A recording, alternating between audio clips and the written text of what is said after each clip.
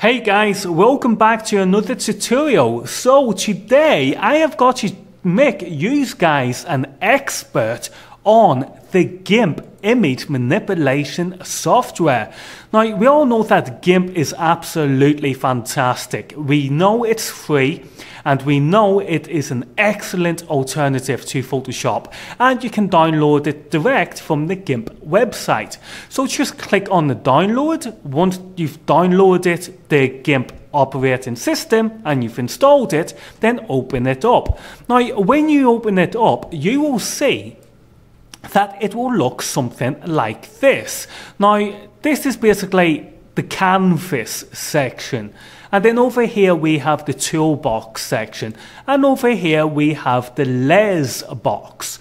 So let me just drag this image over here. So there we go. Now as we can see here that we can move the layers palette and the toolbox around GIMP itself. Now some of you newbies may not like this, so what you want to do is go up here to Windows, click on single window mode, okay, and as you can see now everything is permanently locked. You see that? So we can make it bigger, but everything is permanently locked. I can't move anything about.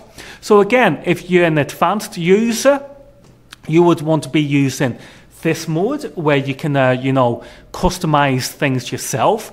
But if you're a newbie, simply go up to Windows, click on single window mode, and you will find that things will become a lot easier for you to understand, particularly with regards to this tutorial.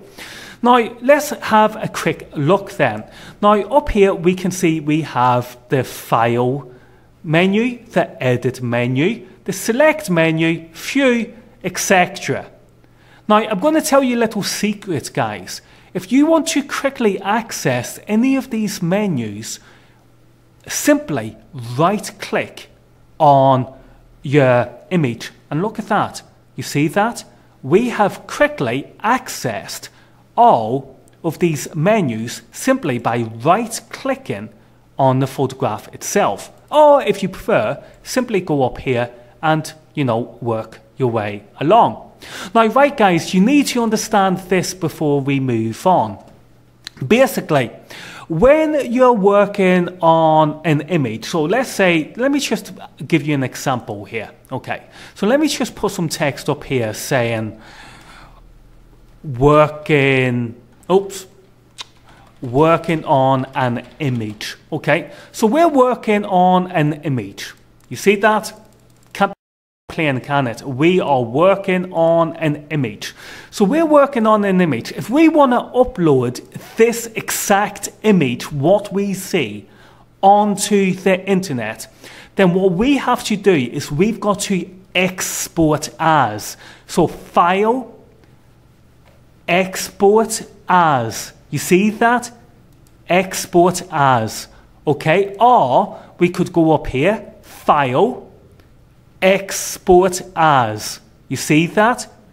Or we could do what it says with the shortcut, File. See where it says Shift Control E, Shift Control E. So what we could do is we could go Shift Control E, and we export it. So now we're exporting the photograph. So what we want to do, I want to export it as a JPEG. So here I would type in JPG. So I'm telling it, I'm exporting it as a JPEG. So when I click export, yeah, and click again and confirm that, we can see now that one of these is going to be the JPEG, and this is it. This is now the JPEG. The one we were working on was a PNG, but now it is a JPEG because we've exported it as a JPEG, and because we've exported it, it is identical to the one we're working on. Look at that. See the text up here? Working on an image. You see that, guys? So that is how you basically export something for upload onto the internet. Now if we wanted to save this, let's say we're doing over here, let's put in some more text, right? Let's say doing some more work, okay? doing some more work here, men at work. Okay, so if we just make that bigger again, just for the sake of the video, let me highlight this. Let me just maximize it, save messing about there. Okay, so we're gonna do this. So if we want to save this now and work on this at a later date, it's Monday now, so let's say we wanted to work on this on a Friday, come back to you on Friday. What we have to do, we have to save as. So there's the difference between save as, you see save as? Yeah, that's the difference between save as and export. Save as is for when you are wanting to come back to the project to work on it later, and export as is for uploading to the internet. So again, same rules apply. File, save as, or we can do Shift, Control and S. So we'll try that. Shift, Control and S. There we go. It's now asking us to save as, and then we could simply do the right click, File, Save As. You see that, guys? And now it's asking us, want you save as? And I'm going to say work on Friday. And notice it's now saving it as an XCF. So that means, I'll put on my desktop. So that means we can now go back to you. So what I'm going to do, actually show you, I'm going to close all that. Okay, so we've just lost all that work, but we've not, because we saved it. We saved as work on Friday, double click it, and hey presto, guys, what do we see? We see our work. Look, if I want to take away this doing some more work, put it back, I can. If I want to take away this part, I can. So now you know the difference between file, save as, and file, export as. And that is something that was very important for you to learn. So right, guys, in the next part of the video, we are going to be talking about the toolboxes. So speak then.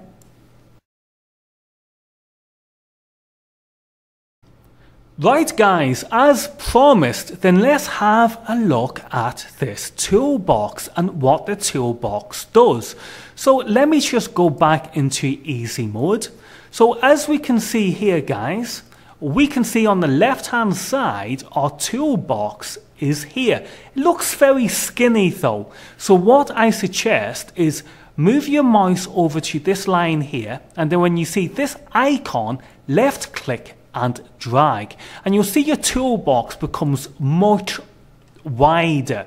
Okay, now remember, these tools you see here can be accessed by going to the tools menu here, or by going to the tools menu by right clicking and going to tools and getting your tools. Okay, but you can quickly access your tools here via the toolbox. So let's have a look at what some of them do. Okay, these ones appear to be selection tools. For example, this is a rectangle selection tool. So if we draw a rectangle, let go, it selects that part of the image. We can delete it. Okay, you see the way we deleted that? Or we can copy that. Okay, and then we can paste that. Now let me show you this. So as you can see, we've pasted just that part of the image. You see? Here we go. We've pasted it.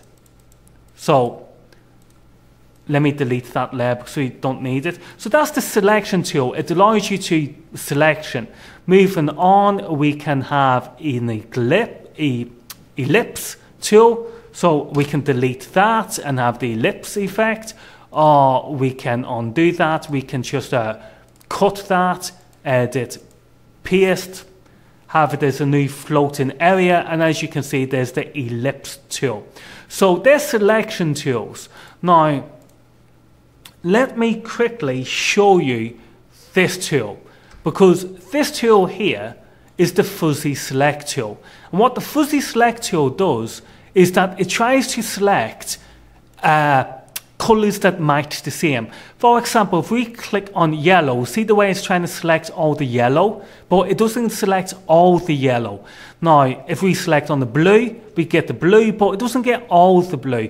Now, here's the secret, guys. You want to press Shift and click on the other colors that you would like the software to select. And as you can see in between here, and in between here, and in between there. And now we've told by holding down Shift and clicking, we have helped the computer work out which color of blue it is that we want it to select. So you see that? And that's all being done by basically the Shift. Remember, you do it itself, it's struggling, hold down the Shift, highlight other areas of blue, and it will select them areas of blue. For example, let's say we wanted this blue, click, see the way it's now highlighting that blue, we want this blue, and it's also highlighting. So if you hold down the Shift key with the fuzzy select tool, it will help you with regards to selection. So that's enough of the selection tools. Well, actually, let's just focus on one more selection tool, which is the paths tool. Now, the paths tool basically allows you to, select parts of your image. And I'll tell you what I'll do, guys. I will make a different video about the paths tool later on in this video, and I'll put it in. So, but as you can see now, it's just basically, it's another selection tool that allows you to select your work. Okay, so over here we have the color picker tool. So what does that do? Well, if we click here on the color palette, this is a color palette, by the way. You see the way you got our color palettes. So we can choose pink. Let's say pink, wherever. Okay, so there's pink. We've got pink here now at the foreground, white at the background. I just need to point this out to you guys. If you want the white to be the foreground, let me give you a good example. Okay, pink is currently the foreground. So if we get the paint bucket and click there, see the way that's gone pink. Okay, that's because pink is our foreground color. What we want to do is press X, and X will make the background color the foreground color. So now pink is the background color and white is the foreground color. So if we get the paint bucket again and use that, we can see that that is now white. So that's another little secret you have just learnt.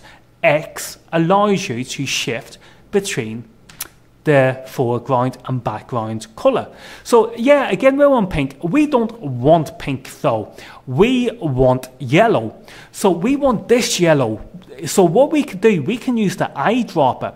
So if we go over to the tools palette, get the color picker, come over here, click there, we now see that we have got that color of yellow or orange. It is that we want it from the helicopter. So let's say use the paint bucket, boom, there we go, we've got. So you can now see, guys, how that tools palette is working for you. Now it's got other stuff in there, so you can scale your image and stuff. So just, guys, oh yeah, you got your paintbrush, so you can just draw stuff, you know, stuff like that. So guys, yeah, just experience, you know, with your tools palette. And later in this video, we'll cover, you know, more aspects of this tools box, but, you know, we'll talk about that in later videos. So just, yeah, again, guys, just concentrate on learning how to use all these tools. Right, guys, so now it's time to learn about what layers are in GIMP. So the best way to think of layers is to think of tracing paper. Okay, so let's say we have got our drawing, which is the helicopter here, and let's say we put a layer of tracing paper over that helicopter. Then that's basically what we're doing in layer terms, is we're making a transparent layer. Okay, so let me just rename this. transparent. Okay, so there's the transparent layer. So whatever we do on this layer, we can draw. So let's get the paintbrush. Let's draw on this transparent layer. Okay, so we've drew.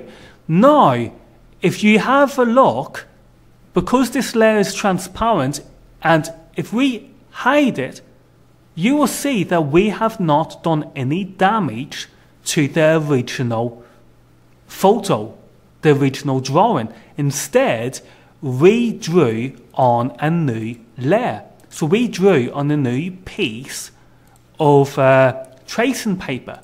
So we've not damaged the original. And that is basically how layers work. So for example, as you can see, I have, used an aircraft of a Hawk. This is a Hawk training fighter, which the RAF use. So I've called that layer 2, and as you can see, I can hide it or do whatever it is, because it's a totally separate layer from what the original one is. Now, I also went up and added layer 3. So if I switch layer 3 on, you can see layer 3 is a logo. Now, because layer 3 is again totally separate from the original, then we can move this around wherever it is that we want to place it. And that's all because they're totally different pieces of tracing paper or totally different layers. Now, if we wanted to make these guys, one layer with the original, so basically if we wanted to draw on the original, what we would have to do is flatten these layers.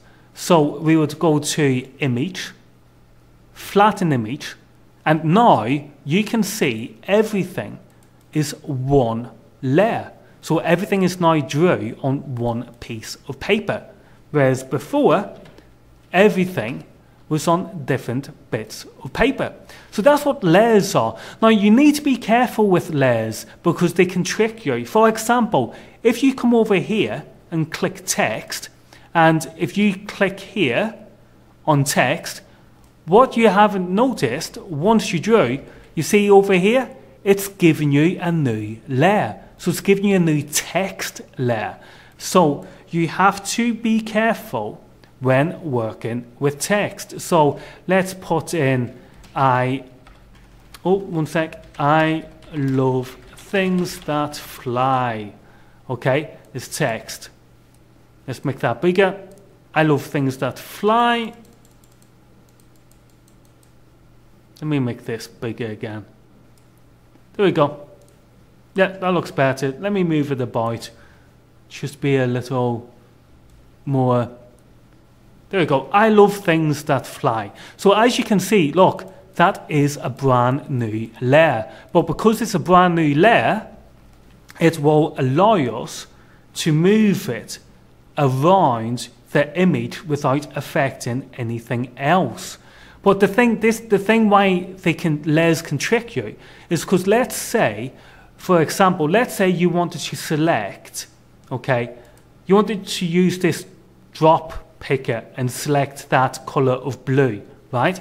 But if you're on the wrong layer, you will not get to select that color of blue because you're on a different layer. So in order to select that color of blue, okay, you would need to be on that layer that you want, which would be there. And now you've selected the color of blue, as you can see.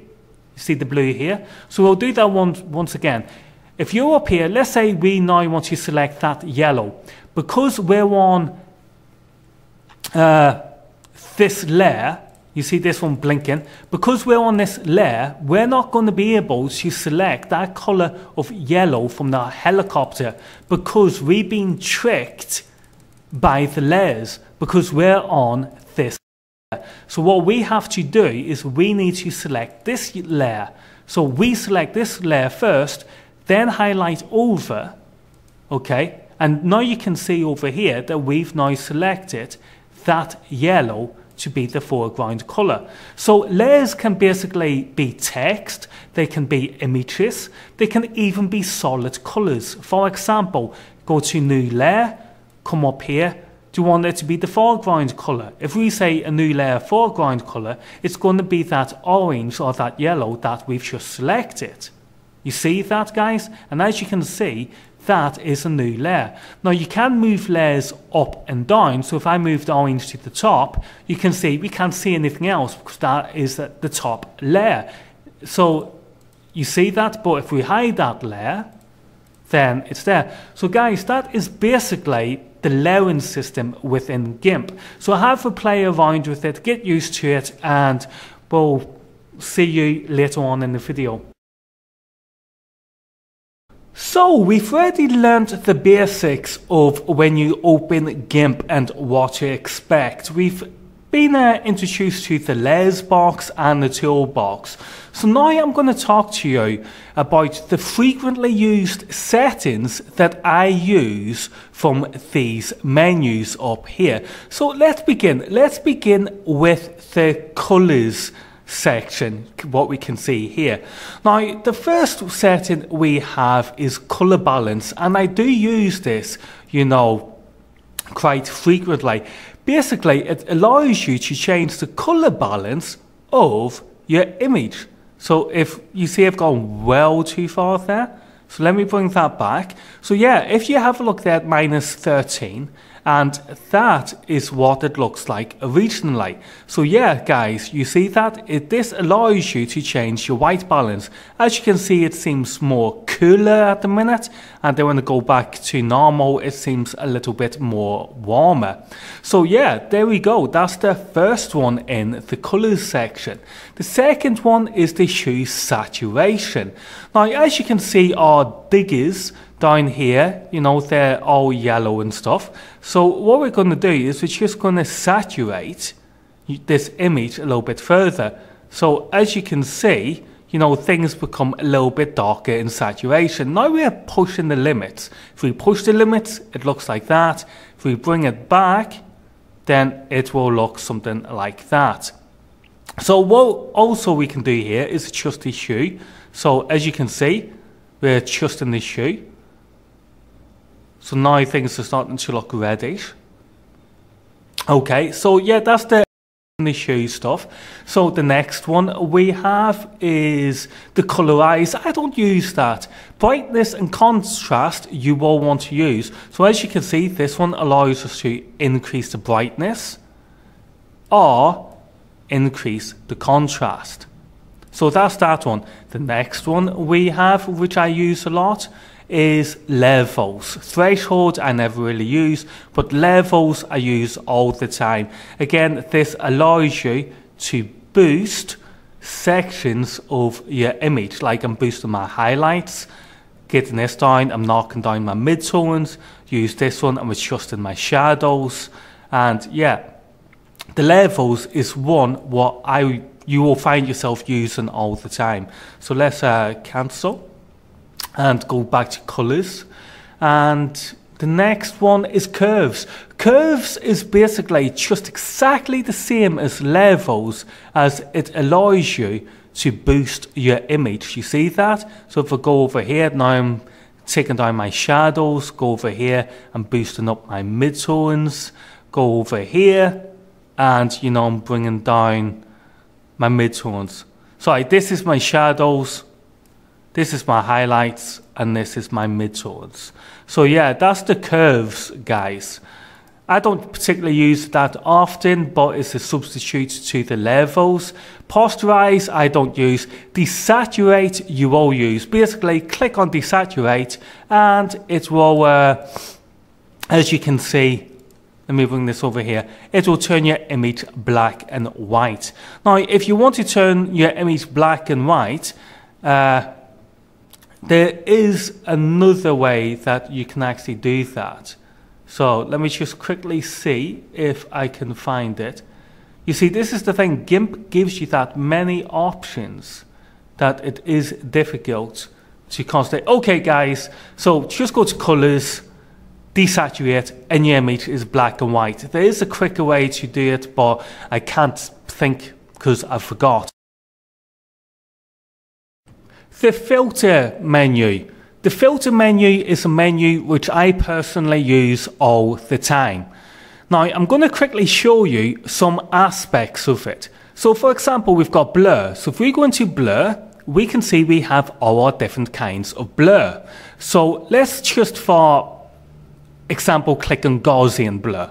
So once we click on Gaussian blur, you'll need to see down here it says preview. Make sure that's ticked. And now you will see a preview of what that blur will look like on your image. And if you are happy with it, just click OK, and then it will blur your image. You see this? So let me just edit, undo. It's a lot sharper. Edit, redo Gaussian blur. And as we can see, it is more blurred. So that is the blurred section. You know, the blurred section is good for, you know, blurring someone's skin if they've got too many spots, you know, that kind of stuff. Just smooths out the skin. Now, sometimes you may want to do the opposite of blurring and you want to you want to sharpen someone up. So you'd go to Filters, Enhance, Unsharp Mask. You see Unsharp Mask? Click that. This time round, we can see, let's go to the logo of the soldier actually, that's easier to see. Okay, so here we go. So this is without sharpening, and this is with sharpening. If we actually increase it, we can see that it becomes a lot more sharper. Now we're going too sharp, that is affecting the color of the image. So if we bring it back, bring this back, I would say that is what we would get away with. So let's do it. Click OK. It's going to sharpen our image. And as you can see, it's really sharpened it. It's really sharpened it to the point where the highlights have now been affected. So if we go Edit, Undo, you can see that it's not as sharp now. If we go Edit, Redo, it's a lot sharper. So Edit, Undo, and we'll take that away. So that's how you sharpen an image. Another thing that's good with these filters is, I don't particularly use the distorts, is the light and shadow. Now the light and shadow I love. You really have to play around with these guys because these are awesome. So let's go to let's say a supernova. Now how's this going to work? Supernova radius. Okay, look at that guys. Right? So just let me go spokes random hue. Let's see. No. Can we have a single hue? Okay, just leave it as that. Click OK. And look at that, guys. Doesn't that make the image a lot more interesting? Again, this can be found hidden in the filters, light and shadow, and this one in particular is called the supernova. Okay? So there we go. So let's have a look at another thing I would use within the filters. I normally use the artistic as well. So for example, we can try and turn this guy into a cartoon. So if we click cartoon, the only thing I don't like about GIMP is that it makes this screen very small. There was only a way we could increase the size of this screen. But anyway, it's free, I'm not going to moan. GIMP is free, so let's not moan about it. So let's try and make this guy into a character, into a cartoon. Well, because he's got a military uniform on, it's not really going to have that much of a difference because the camouflage all looks the same. But yeah, it's basically, you know, that's it. If you use a different image, which I'm not going to run around looking for, but if you use a different image, then that will make your image look like a cartoon. It's just that this guy's got, you know, MTP combat gear on, and the filter doesn't seem to be working that well on it. But as you can see, it does work well with other ones, typically like the light and shadow. It works really well with that. So yeah, so what else is in the filter we could have a look at? to be honest with you guys, I just think you need to get in here, have a good play around. Don't be afraid to, you know, experiment and click here and there, because, you know, what else is it for? Now, I think you have go on, let's say artistic. Let's try a canvas. Yeah, I do like a canvas all the time. So if we move down here, right? So now we're going to make it look, I'm just going to click OK. Have a look at this. Now it looks like our dude has got a canvas layer to them. You see that? How cool is that? I do like the canvas effect. I really do like the canvas effect. So that's the canvas. Undo. Redo the canvas. So really do like that, guys. So yeah, guys, there you go. That was the filter menu and the main features which I use all the time. Let's talk about the view menu. Now, I don't really use the view menu a lot, but there's two things that I do use in the view menu all the time. And the first one is show guides. So guys, if you go to view menu, go down to show guides, please make sure that that is ticked. Okay? Now, if you go over here and left click and drag, you will see that we get these guides. I also like to call these rulers. So as you can see, they just appear when you left click and drag. Now, if you want to get rid of a ruler or a guide, just click on it and then drag it to the side where you got it from. And as you can see, it will disappear. It's the same from the top. Left click, drag down, left click, drag down. And as you can see, your guides are here. Now, sometimes we may temporarily want to hide these guides when we're working. So what you do is you go back to the view menu, go down to show guides, click on it, and the guides will be hidden. So again, if we go back to view, show guides, click on it, they reappear. Now, so that's the guides. The second thing I use GIMP for, the view menu in GIMP for, is with regards to show grid. So if you go to view menu, this time click show grid, you will see that your image gets all these grids. Now, these grids basically allow you precision, custom, you know, control over your image and what it is you want to do with it. Now, you can see you do have to be up very close in order to see these grids when you have a high resolution image like the one I have here. But again, to get rid of your grid, go to view, come down, show grid, make sure that's unticked, and there we go, guys. You're back to normal. So yeah, that is basically what I use the view menu for. It's to show guides and to show grid. Right, guys, so here is a bit of art which I produced on the GIMP editing software. Now, this image is dedicated to the Royal Irish Regiment. So this should give you a working example of what one can achieve when working with the GIMP editing software. So what I'm going to do now, guys, because we've already learned the basics, haven't we? We've learned the basics of GIMP, you know, the windows, the menus, that kind of stuff. So now what I'm going to do is basically I want you guys to watch me work on this image, and you hopefully should learn some of the common tasks that you need to learn when working with GIMP. So let's begin. Now, the first thing I want to do to this image is that I want to give it a frame. So what I'm going to do is I'm going to go up to image, canvas size, and as you can see, when I go to image canvas size, it brings up this selection here.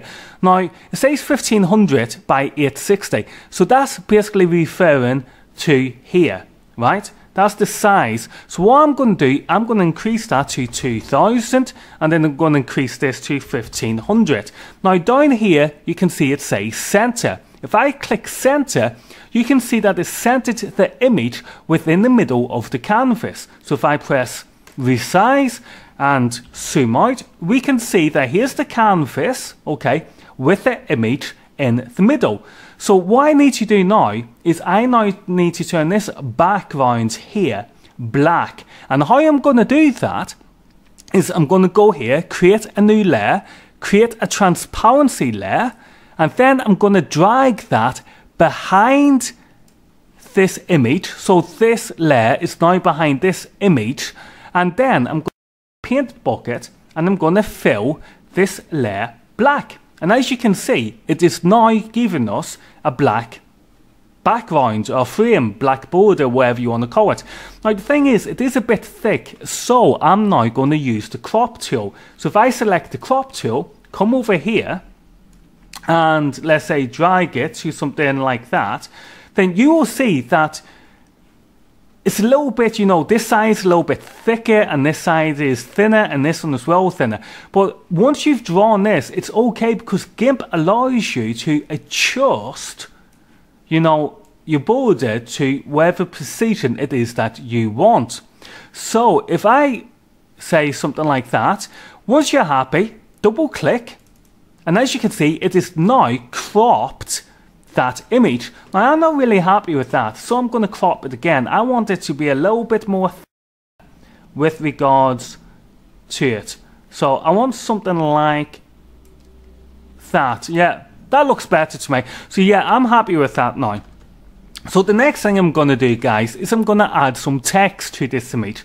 Now we have the text icon over here. So if I double click on that and then drag down here to give myself plenty of workspace, now in here I'm going to type in the Royal Irish Regiment. Okay, then I'm going to highlight that text. I'm going to change the color. You do that by clicking here and select the color you want, which is this one, and then I'm going to increase it, and I'm also going to bold the text. So here we go, guys. Let me do it. Yeah, that looks pretty cool to me. I actually like that. Now the next thing I want to talk to you guys is then about how one zooms in and out of an image. Now there's 3 ways you can zoom on GIMP, and the first way being with the mouse. So if you come over here, select this magnifying glass. Once you've selected that, then every time you left click, you will see that you zoom into the image. Now to zoom out with the mouse, press Control and left click, and as you can see, you're now zooming out. So that's left click to zoom in, Control, left click to zoom out. Now another way you can zoom in and out is by pressing the Control key and using the mouse wheel. So as you can see, I'm zooming in and now I'm zooming out. Again, that's Control and the mouse wheel to zoom in and zoom out. Now my favorite way of zooming in and out is to use the plus and the minus key on your keyboard. As you can see, if I press the numlock plus key, I am zooming in.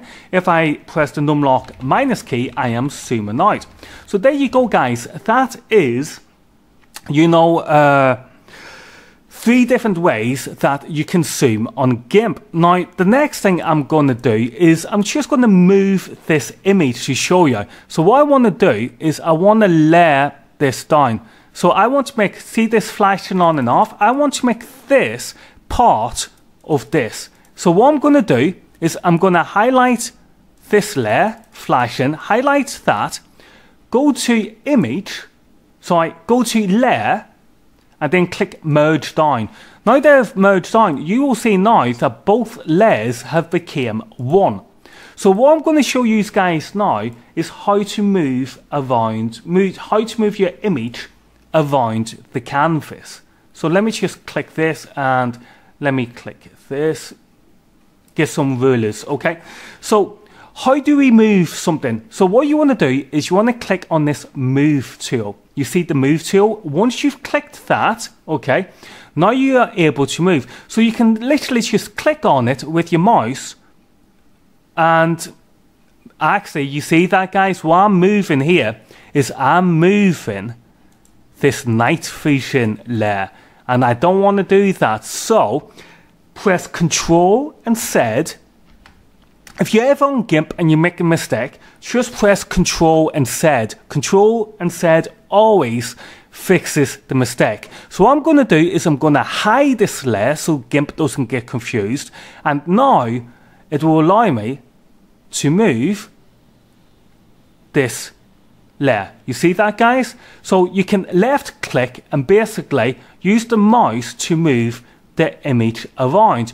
Now, my favorite way of moving an image is then to use the arrow keys. So if I press left on arrow key, you will see that the image is moving left. If I press down arrow key, the image moves down. If I press up arrow key, then the image moves up. And of course, if I press right, the image does move to the right.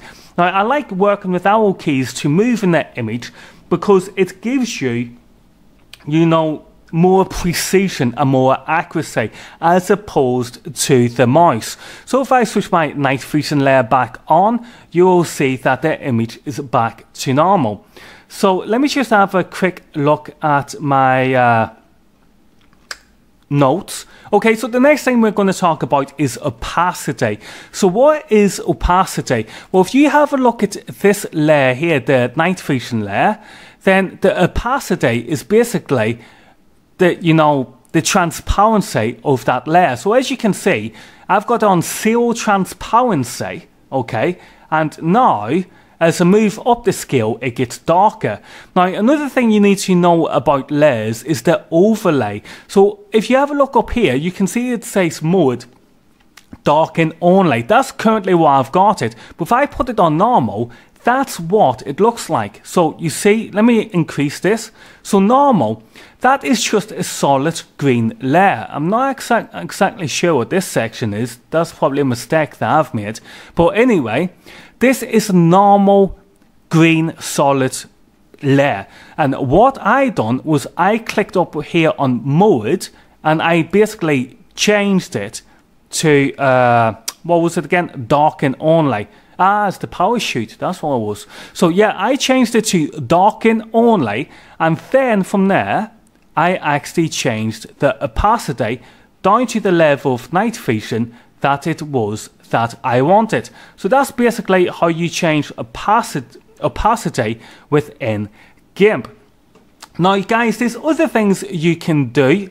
Is actually, let me quickly show you this. So you can see these are all layers, okay? If we're happy and we say, yes, this image is finished, what we're going to do is we're going to go to Image, Flatten Image. And as you can see, we now only have one layer, okay? We now have only one layer. So what else we could possibly do is we could, you know, flip this image. So if we went to Tools and Transform Tools, then we can basically flip or rotate the image. So I'll give you an example. If we wanted to rotate the image, we could do it like that. You see what I'm saying, guys? Or we could do it like that. So that's how you rotate an image. To flip an image, you would go to Image, Transform, and Flip. So flip vertically, or go to Image, Transform, Flip vertically again, and it's back to normal. So that's how you basically flip stuff. Now, just to finish this video, the way you can shrink the size of an image is then by pressing Shift and T. Once you do Shift and T, you will see that you get these boxes. Now guys, I'm going to let you know a secret. If you want everything to stay in proportion and stay in perspective, press Control when you move the corner. And as you can see, no matter where you move, your image will always stay in perspective. If you don't use the Control, then your image will become distorted, such as like that. So there you go guys, there has been a working example of some of the common tasks you may use with regard to working to GIMP. Now what I'm going to do is I'm going to insert some other videos which I made a few years ago, and if you're still interested in learning about the pen tool and stuff like that, keep watching the video. But guys, thank you for watching the training video, and I'll see you all soon.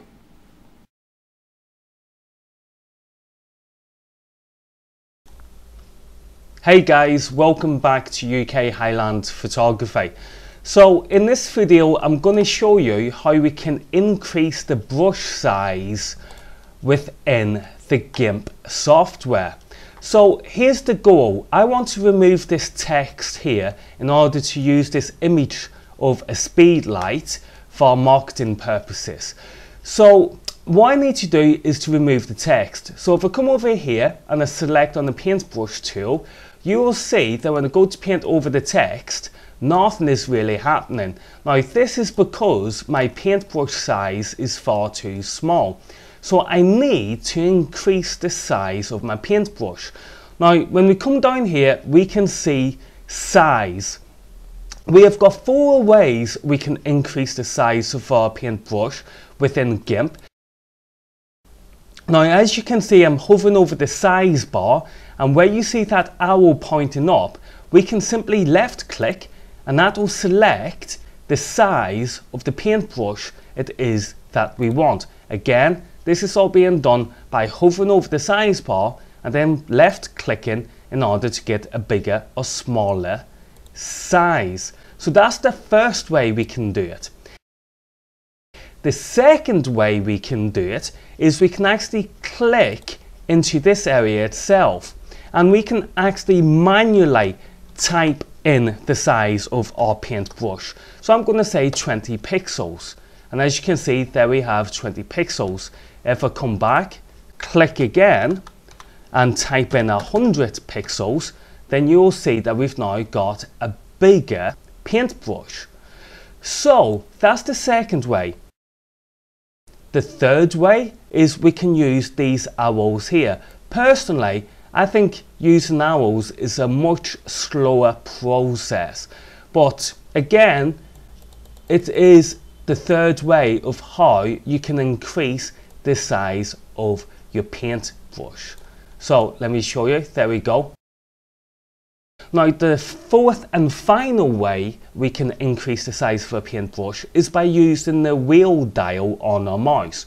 So if I highlight over here again until I get that arrow, and then if I move my mouse wheel up, you will see that the brush gets bigger. If I move my mouse wheel down, then the size of the brush becomes smaller. So there you go guys. Now you know how to increase and decrease the size of the paintbrush within the GIMP platform. Remember to subscribe to the channel, and when you get the time, check out our online shop over at www.ukhighland.com.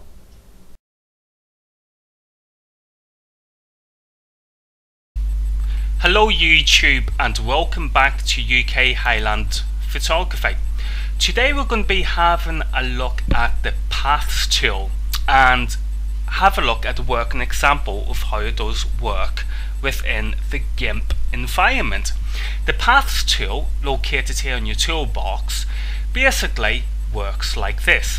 When you select it from the toolbox and when you left click your mouse button on the photograph, you will see that it will place a little dot on the photograph. Now wherever you move now within the photograph, and when you left click again, you will see that a line follows you. So I'll do that again. I'll left click up here, and as you can see, the line has followed me. If I left click here, the line continues to follow me. One of the cool features about the Paths tool is its ability to allow you to quickly speed up your workflow. For example, let's say I want to quickly go around this gentleman's head. I know it is a curve. So what GIMP allows us to do is, if I just move here, as you can see I've clicked, so the line's now followed me. instead of clicking all the way around this gentleman's head, instead what I could do is left click over here, and with the button still held down, if I simply slide the mouse, you will now see that I am making a curve. And if I move the mouse around, you will see that the curve will change. So as you can see, that is now allowed us to quickly go around this gentleman's head. So what I'm going to do, I'm going to undo all this, and I'm going to show you a working example of the pen tool in action. So what I'm going to do is I'm going to select this gentleman's head, and then I'm going to desaturate it. So let's begin. Again, I can see that this is pretty much a curve, so I'm not going to waste any time, and I'm simply going to, let's say, place the curve something like that. Remember, I'm only doing this roughly for the sake of the video, speed things up. And now I've came to this section. It's a straight line, so I'm simply just going to click, left click to allow it to follow me, and left click, left click, left click. And as you can see, you should have the gist now, YouTube, that basically with the path tool, wherever it is you click, it simply just follows you. The advanced part is the actual curve. I've got to this point now, and again I want to put the curve quickly around this gentleman's head. So what I'm going to do is I'm going to just simply move over to the left here. I'm going to left click the mouse button, but I'm going to keep it held down, and then I'm going to drag the mouse, and I'm going to move the mouse around until that curve looks brilliant with the guy's head. So now I've done that, what I'm going to do is I'm going to adjust this line by bringing it back in. You do that by left clicking again and moving with the slider of the mouse, and then you continue with your clicks down. Again, we've got a little curve here, so I'm going to skip that corner by coming directly down here, left clicking, and then moving the mouse until I get the curve of the ear, like so. Let go of the left click again, and move this point to here. Now, as you can see, we are nearly finished selecting this guy. So now that I've came to this point, what I'm going to do is I'm simply going to right click, I'm going to go to select from path, because it's a path that we drew. That's now selected this path, and now what we're going to do is we're going to go to colors and desaturate. And as you can see, we have now just desaturated the guy's head. And you have now had a working example of how the path tool does work within the GIMP environment. Remember to subscribe to our channel, and when you get the time, check out our online shop over at www.ukhighland.com.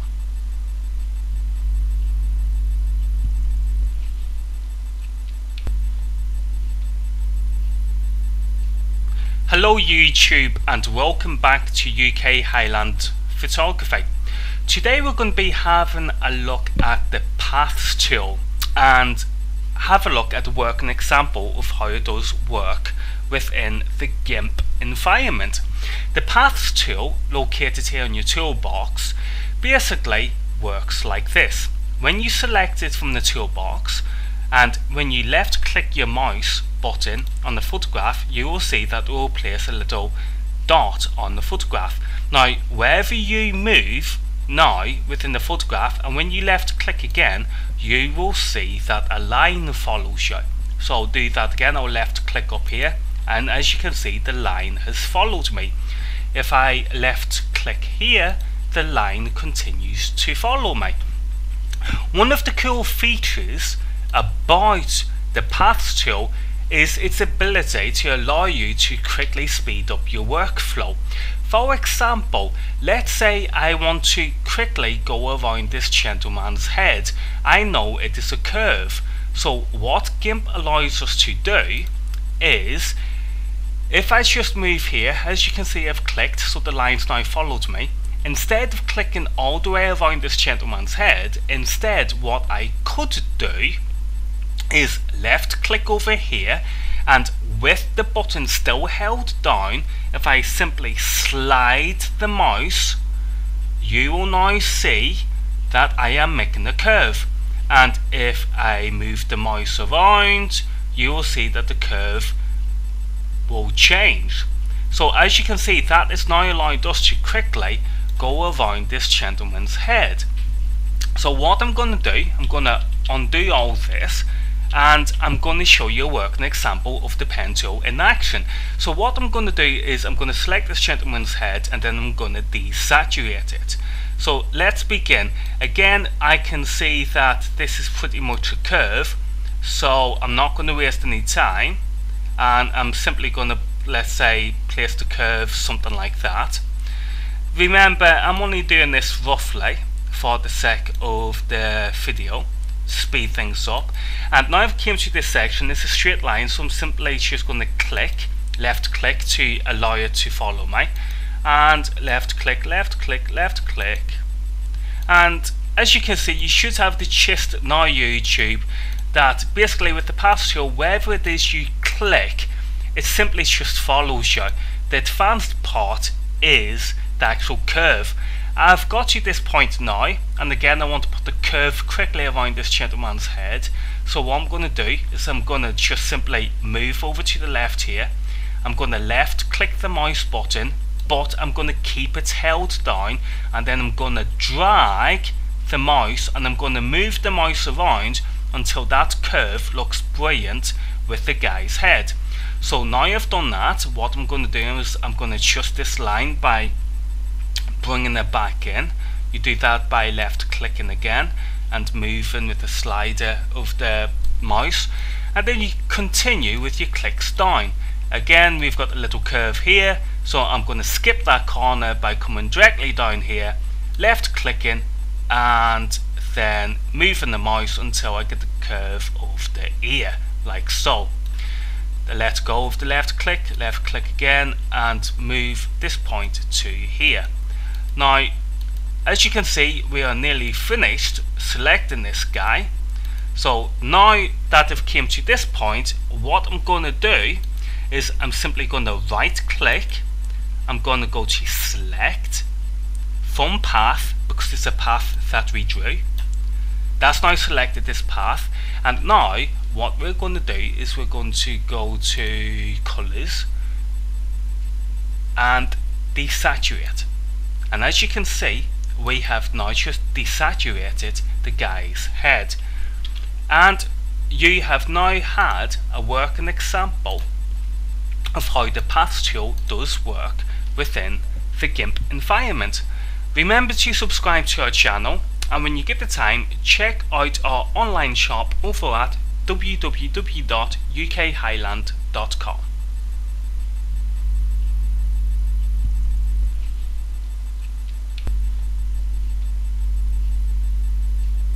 Hello YouTube, and welcome back to UK Highland Photography. Today we're going to be having a look at the Paths tool and have a look at a working example of how it does work within the GIMP environment. The Paths tool, located here on your toolbox, basically works like this. When you select it from the toolbox, and when you left click your mouse button on the photograph, you will see that it will place a little dot on the photograph. Now wherever you move now within the photograph, and when you left click again, you will see that a line follows you. So I'll do that again. I'll left click up here, and as you can see, the line has followed me. If I left click here, the line continues to follow me. One of the cool features about the Paths tool is its ability to allow you to quickly speed up your workflow. For example, let's say I want to quickly go around this gentleman's head. I know it is a curve. So what GIMP allows us to do is, if I just move here, as you can see I've clicked, so the line's now followed me. Instead of clicking all the way around this gentleman's head, instead what I could do is left click over here, and with the button still held down, if I simply slide the mouse, you will now see that I am making a curve. And if I move the mouse around, you will see that the curve will change. So as you can see, that is now allowed us to quickly go around this gentleman's head. So what I'm going to do, I'm going to undo all this, and I'm going to show you a working example of the pen tool in action. So what I'm going to do is I'm going to select this gentleman's head, and then I'm going to desaturate it. So let's begin. Again, I can see that this is pretty much a curve, so I'm not going to waste any time, and I'm simply going to, let's say, place the curve something like that. Remember, I'm only doing this roughly for the sake of the video, speed things up.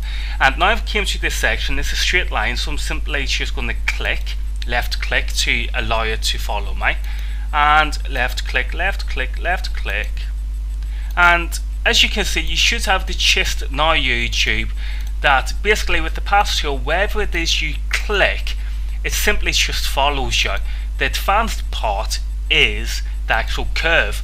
I've got to this point now, and again I want to put the curve quickly around this gentleman's head. So what I'm going to do is I'm going to just simply move over to the left here. I'm going to left click the mouse button, but I'm going to keep it held down, and then I'm going to drag the mouse, and I'm going to move the mouse around until that curve looks brilliant with the guy's head. So now I've done that, what I'm going to do is I'm going to adjust this line by bringing it back in. You do that by left clicking again and moving with the slider of the mouse, and then you continue with your clicks down. Again, we've got a little curve here, so I'm going to skip that corner by coming directly down here, left clicking, and then moving the mouse until I get the curve of the ear, like so. Let go of the left click again, and move this point to here. Now, as you can see, we are nearly finished selecting this guy. So now that I've came to this point, what I'm going to do is I'm simply going to right click, I'm going to go to select from path, because it's a path that we drew. That's now selected this path, and now what we're going to do is we're going to go to colors and desaturate. And as you can see, we have now just desaturated the guy's head. And you have now had a working example of how the path tool does work within the GIMP environment. Remember to subscribe to our channel, and when you get the time, check out our online shop over at www.ukhighland.com.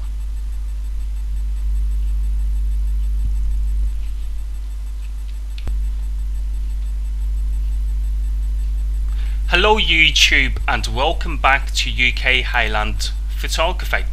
Today we're going to be having a look at the Paths tool and have a look at a working example of how it does work within the GIMP environment.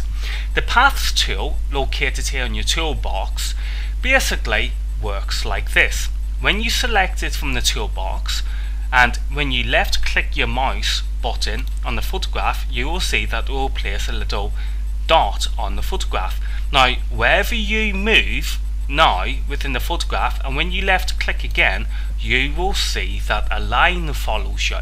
So I'll do that again. I'll left click up here, and as you can see, the line has followed me. If I left click here, the line continues to follow me. One of the cool features about the Paths tool is its ability to allow you to quickly speed up your workflow. For example, let's say I want to quickly go around this gentleman's head. I know it is a curve. So what GIMP allows us to do is, if I just move here, as you can see I've clicked, so the line's now followed me. Instead of clicking all the way around this gentleman's head, instead what I could do is left click over here, and with the button still held down, if I simply slide the mouse you will now see that I am making a curve, and if I move the mouse around, you will see that the curve will change. So as you can see, that is now allowed us to quickly go around this gentleman's head. So what I'm going to do, I'm going to undo all this, and I'm going to show you a working example of the pen tool in action. So what I'm going to do is I'm going to select this gentleman's head, and then I'm going to desaturate it. So let's begin. Again, I can see that this is pretty much a curve, so I'm not going to waste any time, and I'm simply going to, let's say, place the curve something like that.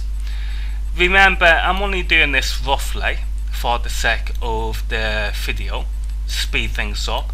And now I've came to this section. It's a straight line, so I'm simply just going to click, left click to allow it to follow me, and left click, left click, left click. And as you can see, you should have the gist now, YouTube, that basically with the path tool, wherever it is you click, it simply just follows you. The advanced part is the actual curve. I've got to this point now, and again I want to put the curve quickly around this gentleman's head. So what I'm going to do is I'm going to just simply move over to the left here. I'm going to left click the mouse button, but I'm going to keep it held down, and then I'm going to drag the mouse, and I'm going to move the mouse around until that curve looks brilliant with the guy's head. So now I've done that, what I'm going to do is I'm going to adjust this line by bringing it back in. You do that by left clicking again and moving with the slider of the mouse, and then you continue with your clicks down. Again, we've got a little curve here, so I'm going to skip that corner by coming directly down here, left clicking, and then moving the mouse until I get the curve of the ear, like so. Let go of the left click again, and move this point to here. Now, as you can see, we are nearly finished selecting this guy. So now that I've came to this point, what I'm going to do is I'm simply going to right click, I'm going to go to select from path, because it's a path that we drew. That's now selected this path, and now what we're going to do is we're going to go to colors and desaturate. And as you can see, we have now just desaturated the guy's head. And you have now had a working example of how the path tool does work within the GIMP environment. Remember to subscribe to our channel, and when you get the time, check out our online shop over at www.ukhighland.com.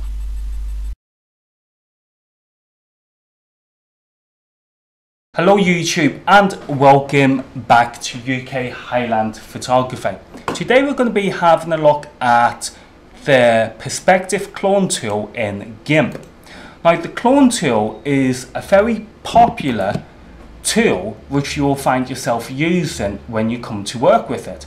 Basically what it does is it will take one part of a photograph and it will copy it to another part of the photograph, like such.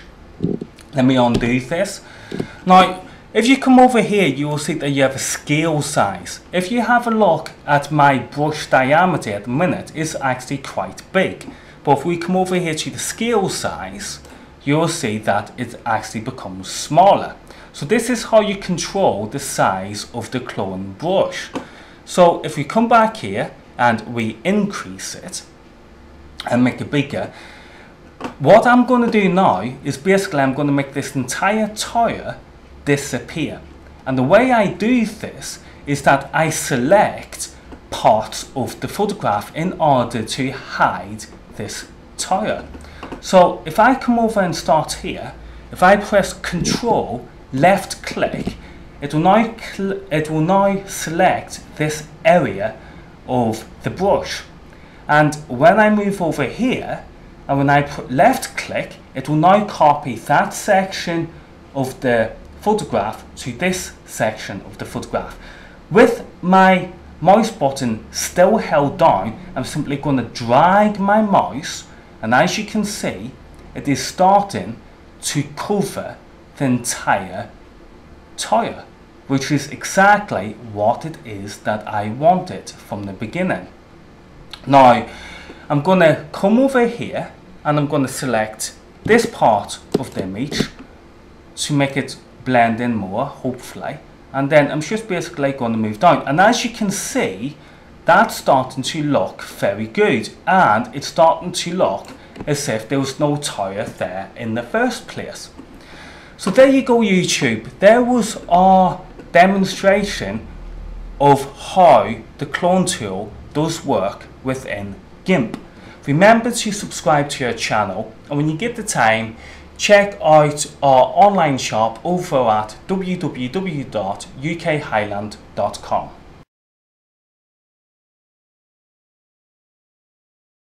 Hello YouTube, and welcome back to UK Highland Photography.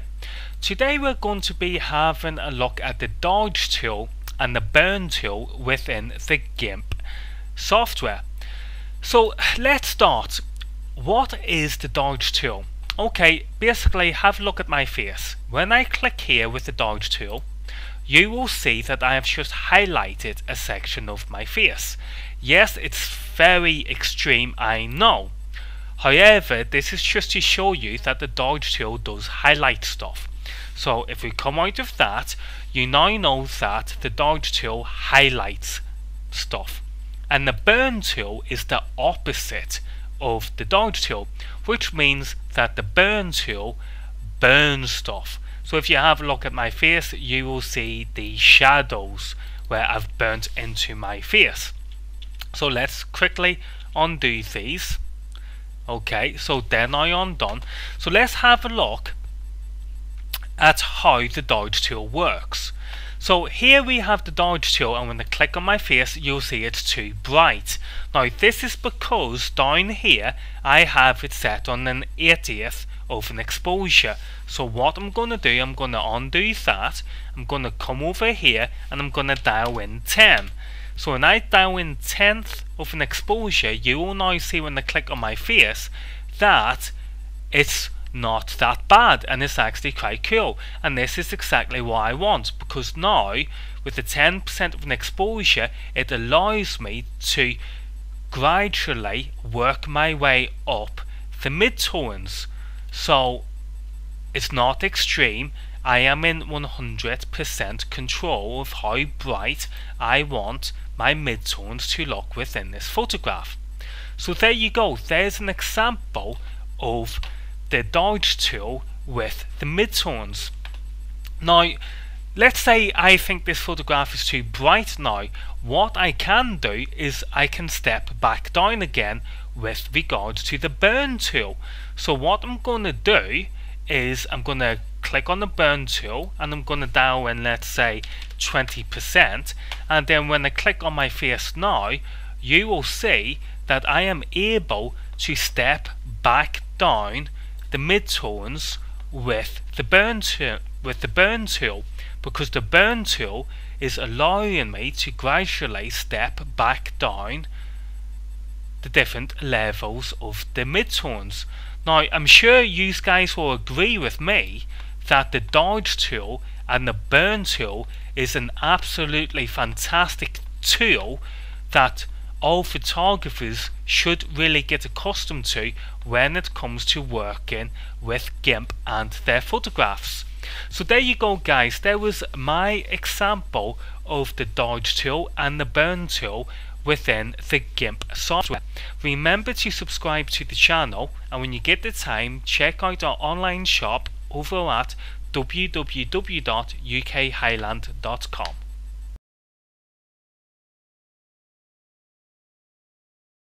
Hello YouTube, and welcome back to my channel. Today I want to talk to you about a problem that sooner or later you may face with regards to deleting backgrounds in your photographs. Now if you have a look here, you can see that I have this leftover white background still around my hairline and other parts of my body. And of course this is because I removed a white background. Now what I'm going to do is I'm going to show you how we can actually get rid of this excess leftover as if it wasn't there in the first place. And the way we do that is we use a thing called feather edges. Now if I come to my toolbox, if you come down here, you will see that it will say feather edges.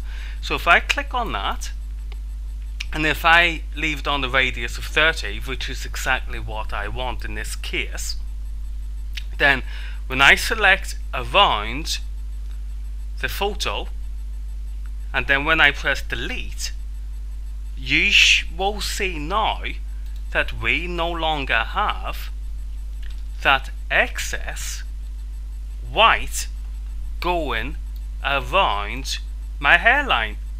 Well, you can see it slightly, but it has more or less disappeared. But if we do feather edges again, 30, click,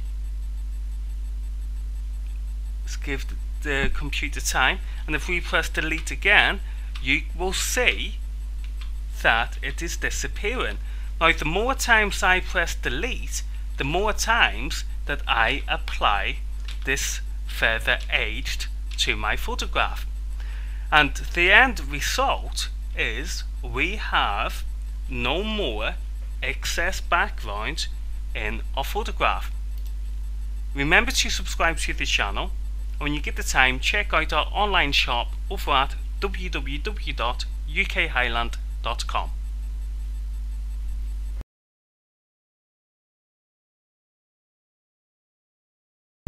Hello YouTube, and welcome back to UK Highland Photography. Today we're going to be talking about how you can increase the size of your canvas within the GIMP environment. If you don't know what a canvas is, then basically a canvas allows us to have a larger working area within GIMP. So how do we increase the canvas size? Well, just let me bring this image back to normal and I will show you. So here we have my original image. It looks something like this. Now what I want to do is I want to put an extension onto the bottom of this photograph, because to be honest with you, I don't like the thin silhouette of the grass and the sheep. So what I'm going to do is I'm going to go to image, I'm going to go to canvas size, and a box like this will open up. Now this currently tells me what the size of the original photo is. For example, the width is 3476 and the height is 1947 pixels high. So I'm going to say I want the width to be, let's say, 3700, and I want the height to be 2500. I go ahead and I click resize, and as you can see, it is now extended the canvas area. So what I'm going to do is I'm going to get my crop tool again, and I'm going to crop this photo here like so, because I only showed you the width just for an example, but I don't actually need it for this photograph. So what I'm going to do now is I'm going to create a new layer, bring it down here, and then I'm going to layer, I'm going to just merge this. Okay, I'm going to flatten my image, and as you can see, because I've got a black background, I have just now extended my photograph to have a much larger field. So if I get my crop tool again, and I think I'll simply just do that and come down, all the way, and there we go. So I've now extended my field and I've shot in the sky within the photograph, and this has all been done because I used the image canvas size, and all because I used the set image canvas size in order to give me a much wider working space within the GIMP environment. Remember to subscribe to the channel, And when you get the time, check out our online shop over at www.ukhighland.com.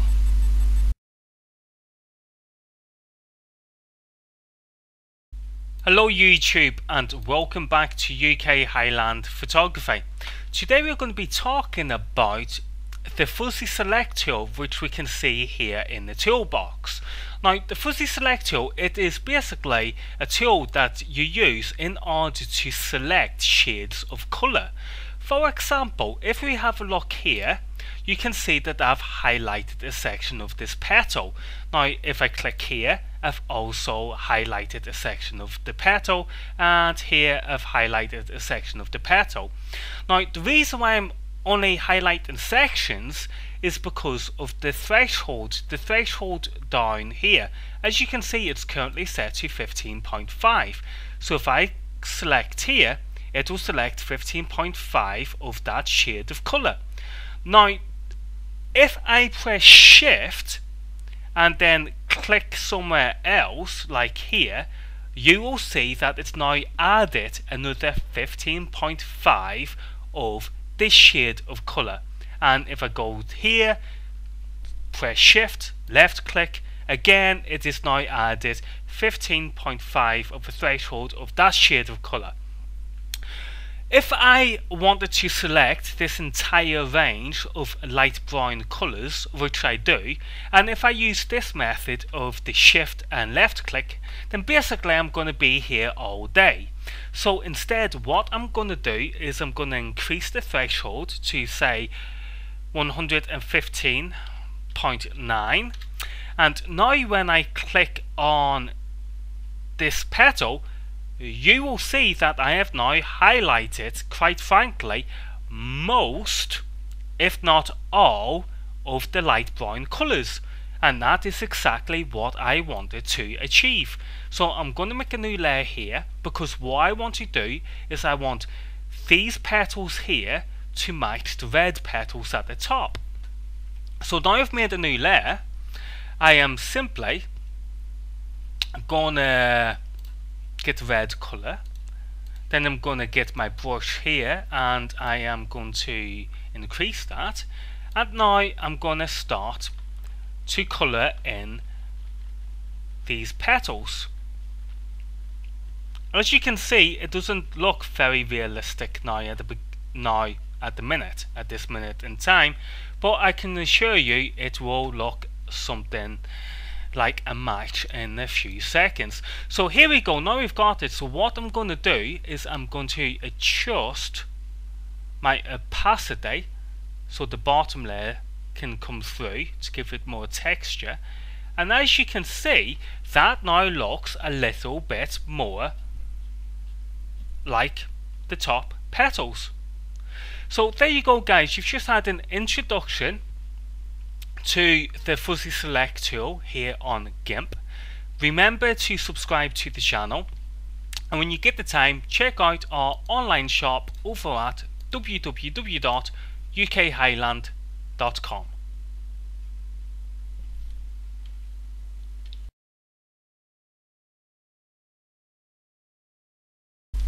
Hello YouTube and welcome back to UK Highland Photography.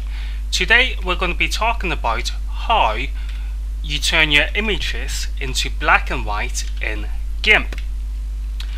What we do quite simply is we open up a photograph, the one we wish to turn into black and white, and then all we do is we go to colours, we go to desaturate, and we click OK. So that's basically how we turn our photographs into black and white. However, to share a little tip with you, it's always wise when you create black and white images like this, it's always wise to have a little play with your levels. So you would go to colours, you would go to levels, and you would open up your adjust colour levels. Now again, this one on the left is your shadows, this one is your midtones, and this one is your highlights. So what I'm going to do is I'm going to bring my shadows down a bit. Just let me slide this along, okay, and then I'm just going to increase my midtones and I think I will leave, I'll leave my highlights alone, but I'll just have a little bit more increase in my shadows. So I'm going to click OK, and possibly what I'm going to do now is I'm going to crop my photograph like so, and there you go. That is how I personally make my black and white photographs. Remember to subscribe to the channel, and when you get the time, visit our online shop over at www.ukhighland.com.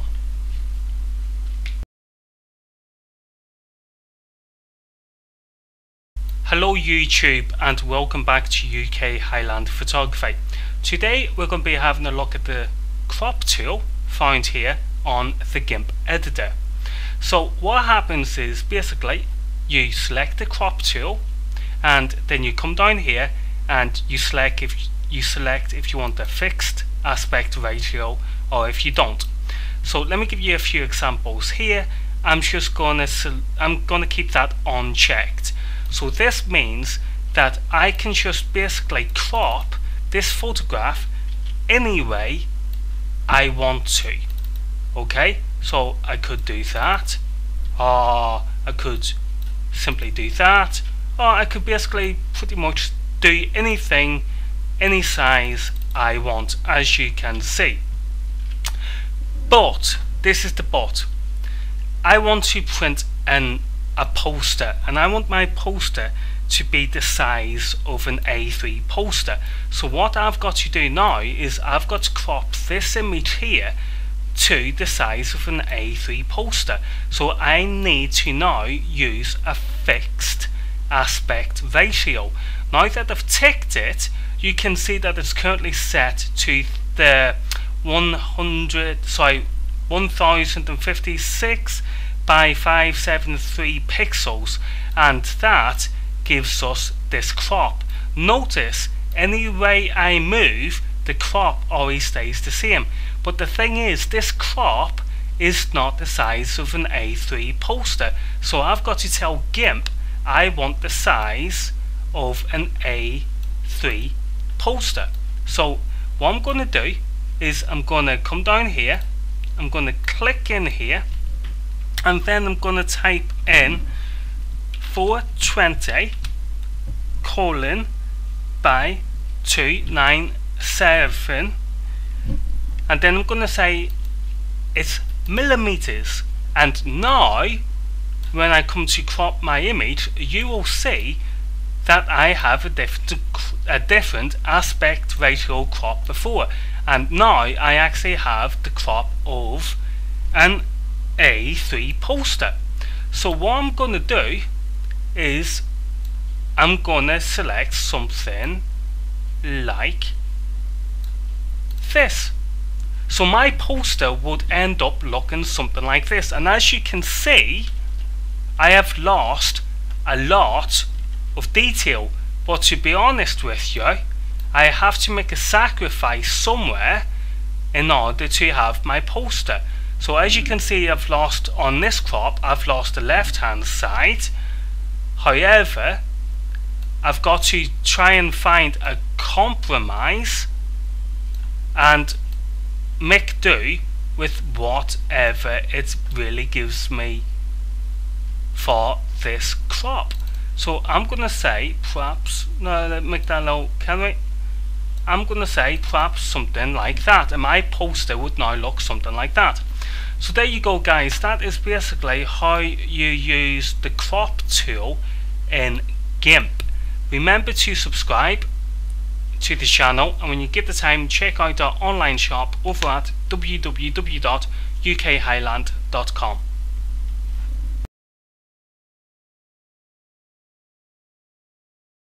Hello YouTube, and welcome back to UK Highland Photography. Today we're going to be talking about how you can add transparency to your photographs with the GIMP editing software. Now let me show you something here in GIMP. When you select the white background of this photograph, for example, you will see that when I press delete, I've got a black background. Now the reason why I've got the black background is because if we have a look at the toolbox, we can see that black is set for the background. So if we change the background to, let's say, white, now when we come back to your photograph, when we press delete, we have now got the white background. The problem is we don't want the white, we don't want the black background. Instead we want a transparent background. So what we have to do is we have to tell GIMP this. So we go into layer, we go to transparency, and we go to add alpha channel. Once we've added an alpha channel to our photograph, we will find when we press delete again that we now have a transparent background. Now just let me quickly show you this. If I zoom into my photograph, you will see that around my hairline I still have white. Now just ignore this because we're going to talk about that in a different video. Basically you need to feather the edges if you want to get rid of that excess white. But for the purpose of this video, I just wanted to show you how our transparent background allows us to add new photographs into the image that we have. So for example, you can see now that behind the original image, this being the original image, I have now gone from this to this. So there you go guys. Remember to subscribe to the channel, and when you get the time, check out my online shop over at www.ukhighland.com.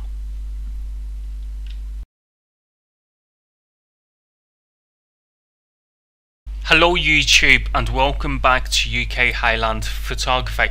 Today we're going to be having a look at how we can blend two photographs into one. So here you can see I have a photograph of a stag which I shot up in Lime Park. Now behind that we have a photograph of the cage, which is an iconic landmark also up in the area of Lime Park in Cheshire. Now because Lime Park is famous for its deer, what I want to do is take this deer and place it into the sky of the cage. Now I do this by coming over here to the layers and channels paths, column, and here where you see the thumbnail, you simply click on that thumbnail and you drag it onto the photograph of the cage. So now you've transferred the deer photograph onto the cage photograph. So now you have two layers. So if I switch this layer off, you will see that you have the cage. If I switch this layer back on, you will see that I have the stag. So we have two layers. Now what we want to do is we want to make the overlay, the blending. So what we do is we go to layers mode. You see here on this layers channels paths column what I've got here. Go to erase normal, click on this arrow, and then just come down and change it to overlay. Once you've done that, you will be presented with this, and as you can see, there's a very nice blend. My only problem is that my stag is not where it is in the sky that I want him to be. So I'm going to come over here to my toolbox, I'm going to click on my move tool, and I'm going to move my stag into the part of the sky it is that I want him to be. Now that to me looks fantastic. So I'm going to say that is my photograph finished and my photograph ready for upload to the internet. So there you go guys. There's one of the ways as to how I personally blend two photographs into one. Remember to subscribe to the channel, and when you get the time, check out the online shop over at www.ukhighland.com.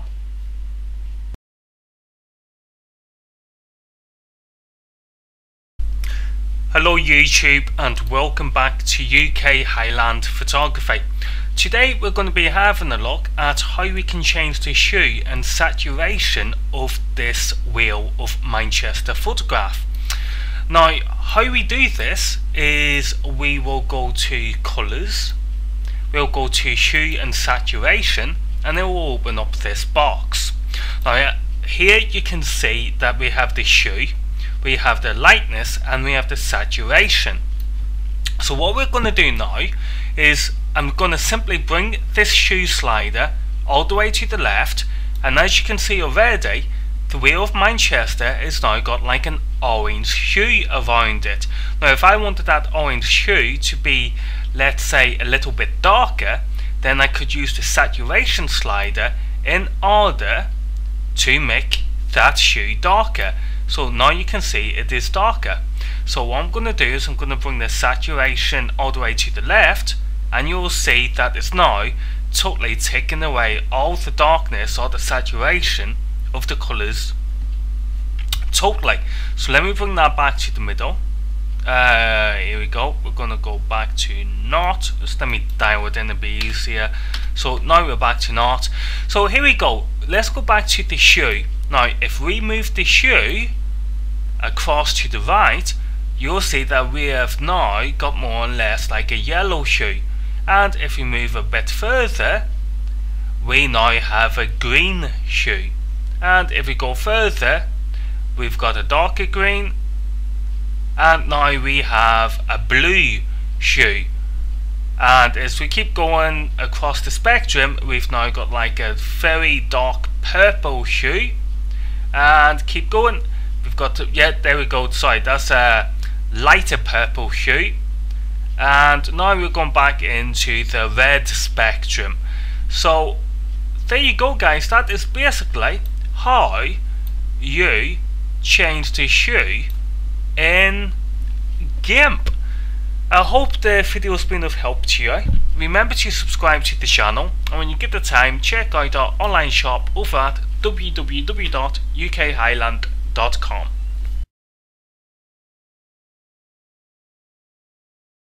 Hello YouTube, and welcome back to UK Highland Photography. Today I'm going to show you how you can get creative with colour overlays within GIMP in order to add a little bit of interest to your photographs. As you can see here, I have a photograph of myself holding an SA-80 assault rifle, which is the standard rifle of the British Army. Now what I've done is I've added a green overlay, as you can see here, in order to make the photograph more interesting. So I could be, you know, a marine on a warship, perhaps I could be a Royal Marine Commando. And what I'm going to do now is I'm going to show you how I created this effect. So let me get rid of it. Now we're back to the beginning. What I'm going to do is this time round I'm going to use red colour. Now here in my toolbox you will notice that I've got a green foreground and a black background. So what I'm going to do is I'm going to go to the green foreground, and I'm going to click on that, and I'm going to open up this box, and because I want red lighting, I'm going to click on red. So now I have a red foreground. So what I do now is I go up to layer, I want a new layer, open up this box, and because I want a red foreground colour, and I've already picked the foreground colour as being red, I'm going to press OK.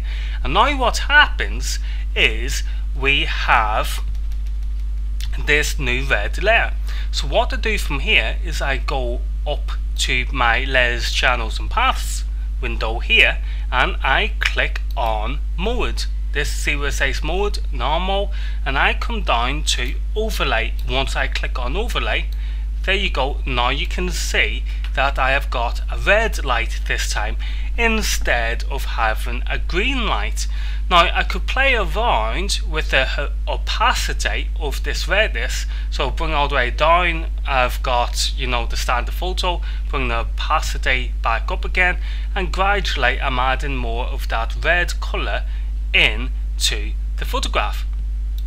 So there you go guys, there was a working example of how you can spice up your photography work by adding colour overlays into the GIMP editor. Remember to subscribe to the channel, and when you get the time, check out the online shop over at www.ukhighland.com.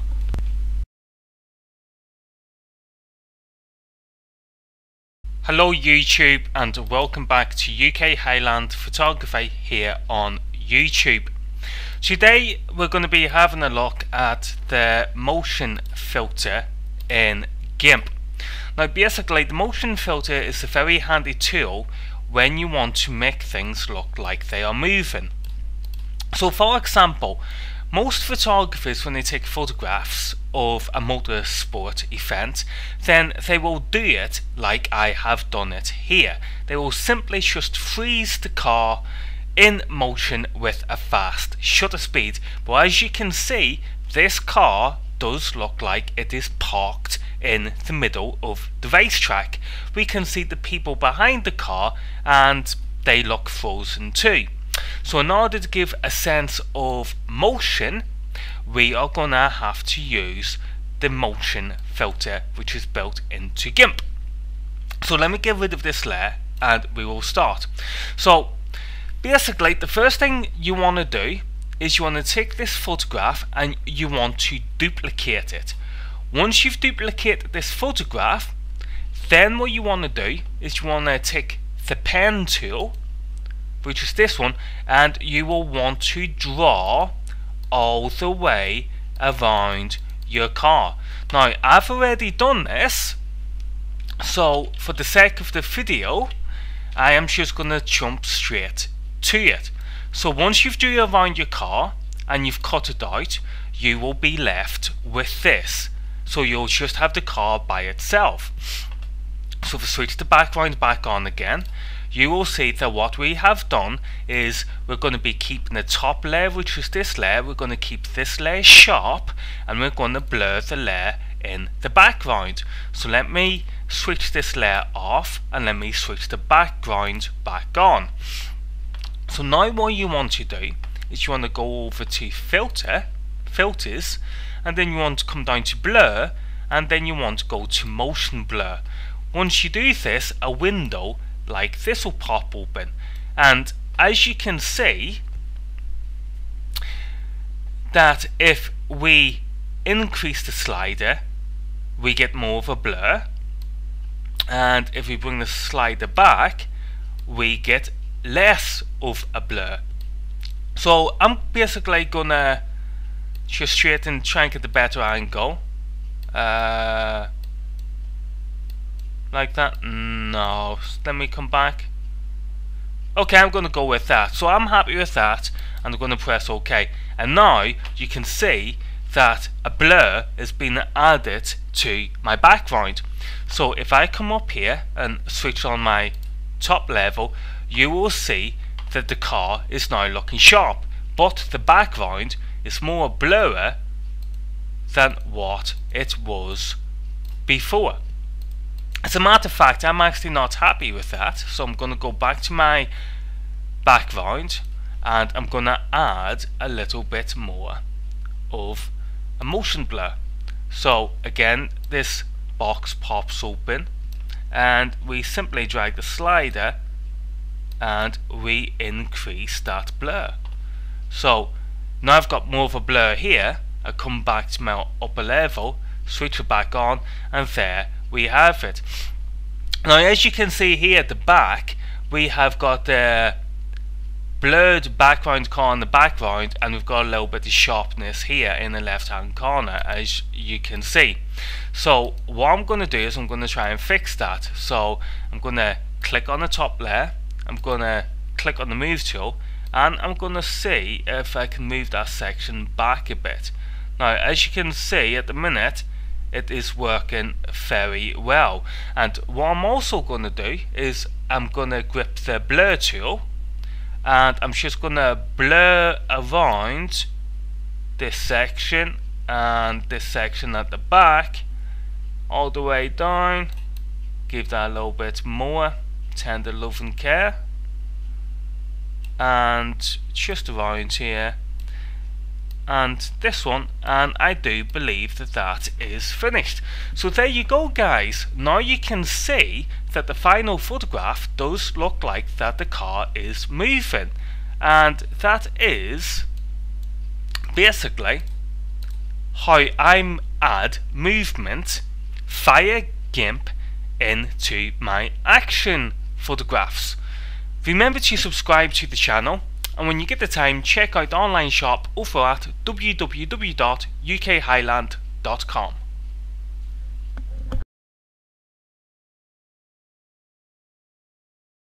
Hello YouTube, and welcome back to UK Highland Photography. Today we're going to be having a look at what is layers within the GIMP editor. When you start to work with photographs in editors such as GIMP, you will have to get used to the idea of working with layers. Okay, but what is layers? Layers, quite simply, can be thought of as photographs which are placed over the top of each other. For example, here we can see on my layers palette that I have three layers. I have the first layer, I have the second layer, and I have the third layer. So let's have a look at this in more detail. The first layer I have switched on, which is of course this red deer.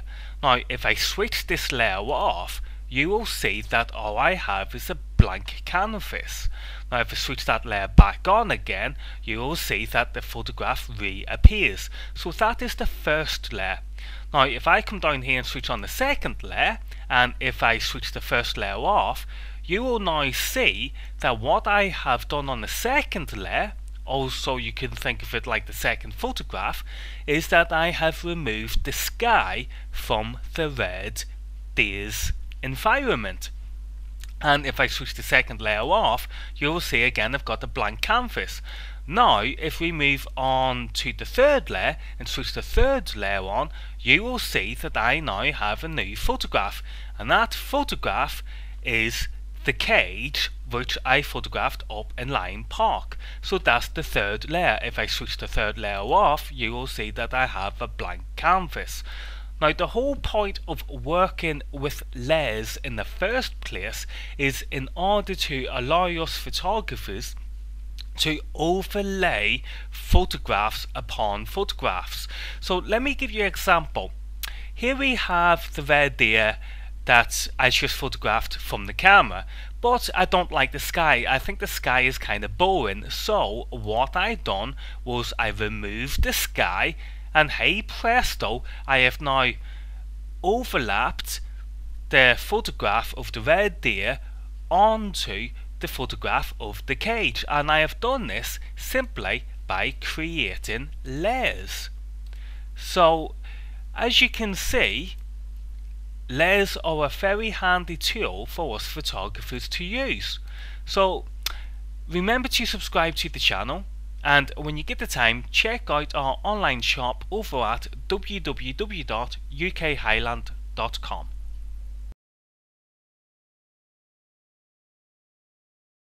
Hello YouTube, and welcome back to UK Highland Photography. Today I want to share with you something which I have only just figured out how to do. Now this was my problem. My problem was that I wanted to take this car here, which we can see, which is in its own layer, and I wanted to make this car bigger. And when I made the car bigger, it would then replace this car that we do see here. Now at the minute, you can see that this car here is actually smaller than the car behind it. And that's why I wanted to make this car in colour much bigger. So that was the problem.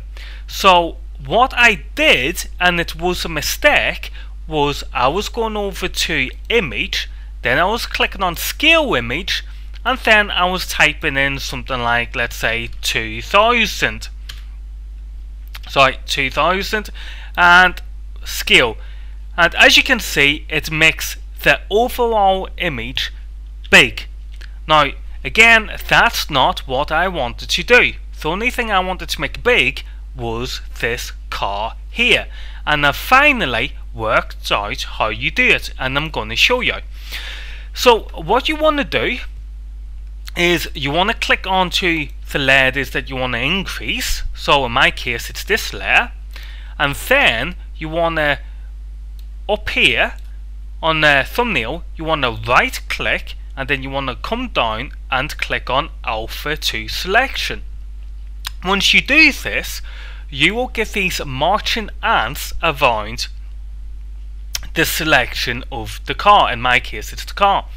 So now what you want to do is you want to come over here to your toolbox, then you want to click on Scale Tool, and then you click on the actual car. And as you can see now, I've now got these bars, and what this allows me to do is it allows me to now to drag the corners of this and make my car much bigger.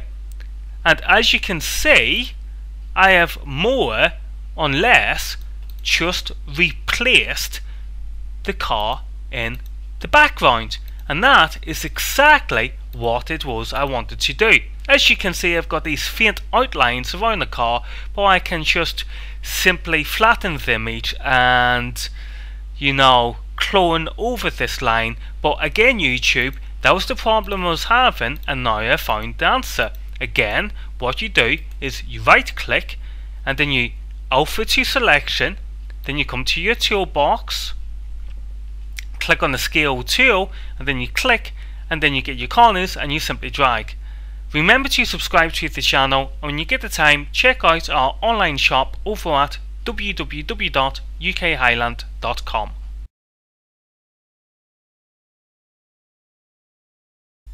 Hello YouTube, and welcome to UK Highland Photography.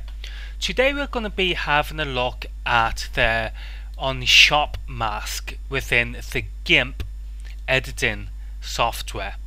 So let's have a look first at my photograph. So here we have a lovely stag during the rutting season. Now as we zoom in, we can see that the eyes and the nose, etc., look kind of soft looking, and it doesn't, a soft looking stag is really something we don't want to be seeing, particularly during the rutting season. So what we're going to do is we're going to enhance this photograph through the unsharp mask tool. So what we're going to do is we're going to go over to Filters, we're going to go to Enhance, and then we're going to click on Unsharp Mask. This then opens up this box. Now if we just make this wider, we will see that we've now got our preview area. What has happened here is GIMP is automatically applied the last settings it was that I did use with regards to the unsharp mask tool. So if I click here, then we will see that this photograph now here is exactly the same as the photograph we see here. So if I press this, this then sharpens the image, and this gives you a preview of what this photograph will look like with these settings here. So this is how you sharpen an image. If you move more to the right, you will see that the image becomes more sharper, and you'll also notice that the further to the right I go, the more of a halo effect I get around the actual stag. So if we bring this back, you'll notice that the image is still sharper, but we just don't have that much of a halo effect. So I'm going to bring that right back. So that is basically simply how you use the unsharp mask tool. So now that I am happy, I'm just going to go ahead and press OK, and the computer is going to apply the mask to my photograph, and as you can see, this is the before and this is with the mask. So this is the normal photograph and this is the modified photograph with the masking tool. So there you go guys, there was a working example of how you use the unsharp mask tool within the GIMP editing software. Remember to subscribe to the channel, and when you get the time, check out our online shop over at www.ukhighland.com.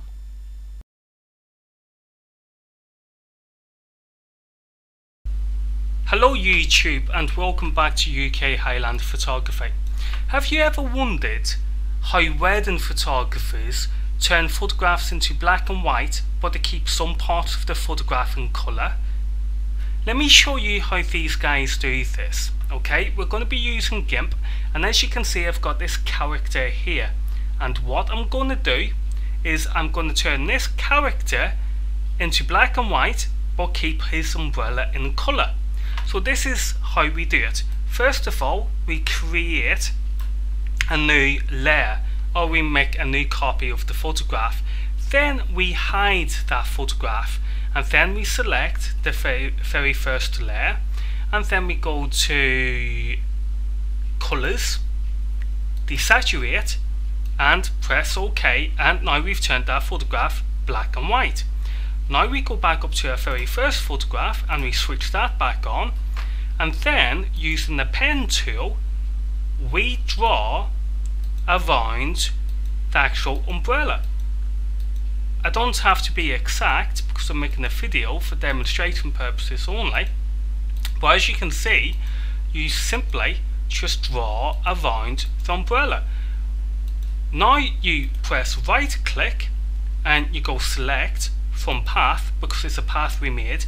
Now you get your marching ants all around the umbrella, then you go to select, invert, and now we need to add a alpha layer. So we go to layer, transparency, add alpha layer, and then we press delete, and hey presto, we now have one photograph where it's all in black and white but one section of it is in colour. And that is how wedding photographers do this technique. Remember to subscribe to the channel, and when you get the time, check out the online shop over at www.ukhighland.com.